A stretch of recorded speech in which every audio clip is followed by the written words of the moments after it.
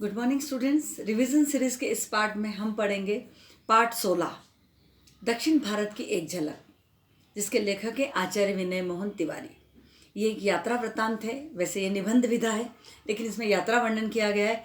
दक्षिण भारत की यात्रा का वर्णन है। लेखक ने सन 1953 में 1953 में दक्षिण भारत की यात्रा की थी। और जब उन्होंने यात्रा की थी उस समय की वहाँ की पर्यटन स्थलों, मंदिरों, वहाँ की सारी संस्कृति का वर्णन इसमें किया गया है। हिंदी साहित्य के यात्रा वृत्तांतों में ये सर्वश्रेष्ठ यात्रा वृत्तांत माना जाता है दक्षिण भारत की एक झलक, क्योंकि ये सारी चीज़ों को कवर करता है और बहुत ही ज़्यादा इंटरेस्टिंग है। इसको पढ़ने में भी मज़ा आता है और ऐसा लगता है जैसे हमने दक्षिण भारत की सैर ही कर ली है। तो आचार्य विनय मोहन शर्मा जी द्वारा लिखा हुआ पाठ अपन पढ़ेंगे, दक्षिण भारत की एक झलक। लेखक ने इसमें लिखा है कि जब उन्होंने दक्षिण भारत की यात्रा की तो सबसे पहले वो आंध्र प्रदेश में प्रवेश करते हैं। दक्षिण भारत में जब जाते हैं तो सबसे पहले आंध्र प्रदेश आता है। आंध्र प्रदेश में जब प्रवेश करने लगती, ट्रेन से वो गए थे, तो उन्हें ऐसा फील होने लगा जैसे किसी नई दुनिया में ही वो प्रवेश कर रहे थे।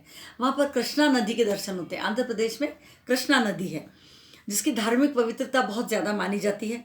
वहाँ के लोग तेलुगु भाषा बोलते हैं, जिसमें 70% शब्द संस्कृत के होते हैं। एग्जाम में पूछते हैं बेटा कि किस भाषा में संस्कृत के 70% शब्द हैं, तो तेलुगु भाषा वहाँ बोली जाती है, जिसमें 70% शब्द संस्कृत के होते हैं। वहाँ के लोग चाय के बजाय कॉफ़ी पीना पसंद करते हैं। वहाँ के लोग खाने में चावल की इडली का नाश्ता करते हैं। वहाँ की स्त्रियों को फूलों से बहुत ज़्यादा लगाव है। वहाँ पर वेणी माला बहुत ज़्यादा मिलती है। बाज़ारों में, रेलवे स्टेशनों पर, बस स्टैंड, सब जगह फूलों की वेणी माला मिलती है। और स्त्रियाँ नित्य के श्रृंगार में भी जो है फूल माला अपने बालों में लगाती है। वहाँ पे काजू और केले की उपज बहुत ज़्यादा होती है। और कुओं में इतना ज़्यादा ऊंचा पानी है वहाँ पर कि किसान आराम से उसमें उतर कर पानी भर लेता है। इससे लेखक आगे बढ़ते हैं तो तमिलनाडु में प्रवेश करते हैं। तमिलनाडु, नाडु का मतलब होता है प्रदेश। तमिलनाडु के जो लोग हैं उन लोगों को अपनी भाषा, अपनी संस्कृति से सबसे ज़्यादा लगाव है और बहुत ज़्यादा भाषा को लेकर थोड़े वो कट्टर होते हैं कि अपनी भाषा से ज़्यादा प्रेम करते हैं। तमिलनाडु में जो है लोगों को हरा रंग बहुत ज़्यादा पसंद है। वो अपने घरों पर भी हरा रंग करवाते हैं। स्त्रियां हरे रंग की पोशाक पहनती है। वहाँ का भोजन भी, जो अपन साउथ इंडियन स्नैक्स जो बोलते हैं, वो सारी चीज़ें वहाँ का भोजन है।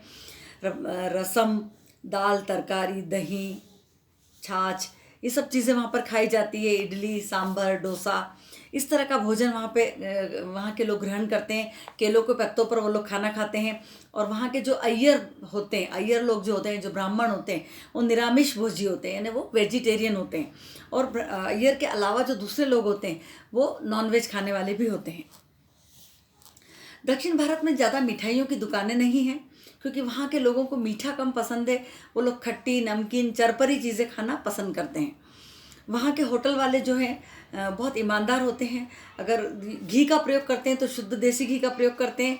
और अगर उनसे दूध अपन लेने जाओ, खरीदने के लिए जाओ, तो वो अपने सामने ही दूध में पानी मिला कर देते हैं और कहते हैं कि हम शुद्ध दूध नहीं बेचते, हम कॉफ़ी का दूध बेचते हैं।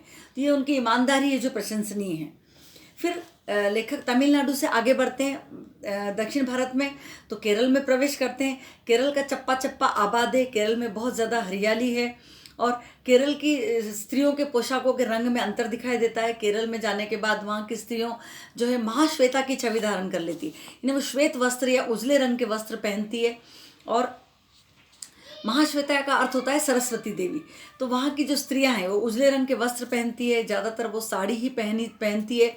और यहाँ पर लेखक ने मेंशन किया है या बताया है कि परिधान या वेशभूषा के मामले में जो भारत की स्त्रियां हैं वो एकता की प्रतीक है, क्योंकि पूरे देश में हमारे यहाँ साड़ी पहनी जाती है।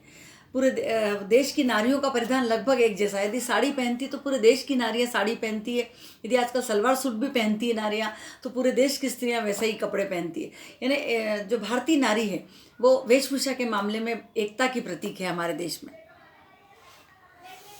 तो केरल की जो स्त्रियां हैं वो सिर खुला रखती है। वहाँ पर ज़्यादा सिर ढकना या घूंघट प्रथा का रिवाज नहीं है। ये रिवाज उत्तर प्रदेश और राजस्थान में दिखाई देता है, उधर ये रिवाज नहीं है। केरल के जो गांव हैं वो हरे भरे हैं, हरियाली से भरपूर हैं। हर गांव में जो है नारियल के पेड़ हैं, कटहल के पेड़ हैं और केले के पेड़ हैं। ये हर घर के आंगन में ये पेड़ दिखेंगे। नारियल के अवयवों से बहुत सारी चीज़ें बनाई जाती है। नारियल का उपयोग बहुत ज़्यादा किया जाता है। हर गली, गांव की गली गली स्वच्छ और साफ़ सुथरी है। हर गांव बिजली से जगमगाता है।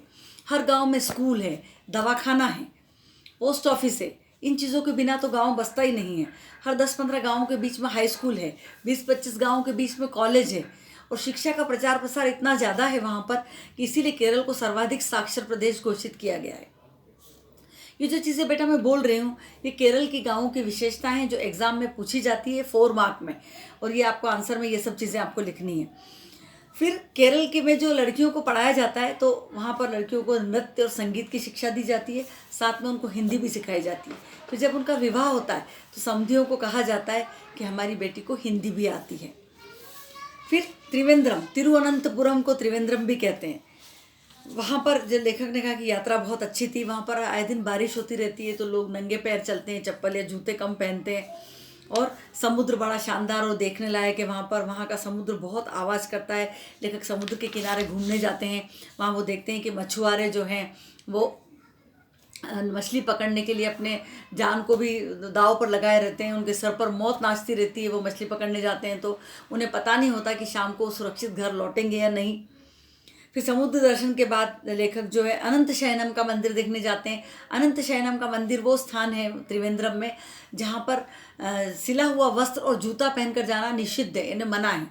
तो स्त्रियां तो साड़ी पहनती है, इसलिए स्त्रियों को प्रवेश मिल जाता है, और पुरुषों को वहाँ पर धोती दी जाती है, तो धोती पहनकर ही अंदर मंदिर में जाना होता है। फिर त्रिवेंद्रम से कन्याकुमारी तक लगातार बसती है। लेखक कन्याकुमारी जाते हैं। कन्याकुमारी में जो 3 समुद्रों का मिलन होता है, अरब सागर, हिंद महासागर और बंगाल की खाड़ी, वहाँ का दृश्य बहुत खूबसूरत होता है। वहाँ सूर्योदय और सूर्यास्त दोनों ही दर्शनीय होते हैं। वहाँ ऐसा लगता है जैसे सूर्य समुद्र में ही उगता है और समुद्र में ही डूबता है। वो विश्व का एकमात्र ऐसा स्थान है जहाँ ऐसा दृश्य उपस्थित होता है कि सूर्य समुद्र में से निकलता है और समुद्र में ही डूब जाता है।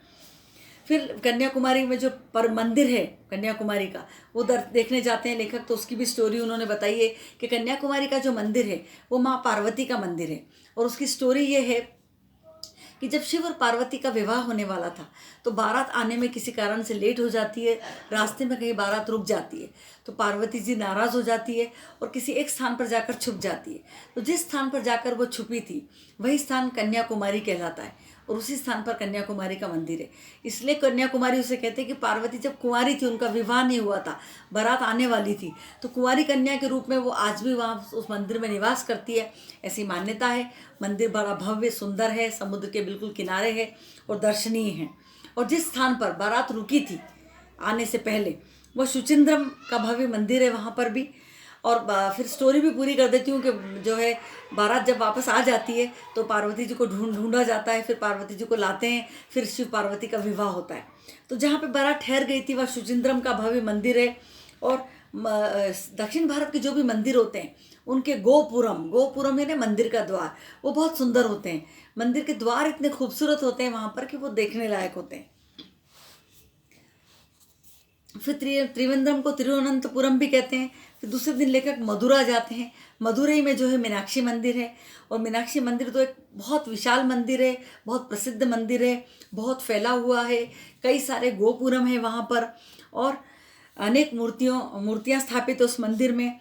और उस मंदिर में 1000 खम्भों का विशाल हॉल है जहाँ पर कई सारे लोग एक साथ भोजन प्रसाद ग्रहण करते हैं। वो कई संतों की प्रतिमाएं हैं, और दिन भर मंदिर में जो है चिंतन मनन चलता रहता है, संगीत की स्वर लहरियाँ चलती रहती है, भजनों का गान चलता रहता है। तो मीनाक्षी मंदिर की विशेषताएं भी बेटा एग्जाम में पूछी जाती है, तो आप आपकी टेक्स्ट बुक में पेज नंबर 77 के सेकेंड पैराग्राफ को याद कर लें, उसमें इसका आंसर है। इसके बाद लेखक जो है वापस से चेन्नई आ जाते हैं। यहाँ पे उन्होंने कहा है कि वो कुछ साहित्यिक गतिविधियों के लिए गए थे, तो उसमें सम्मिलित होते हैं, और वहाँ पर कम्बन कवि हुए हैं।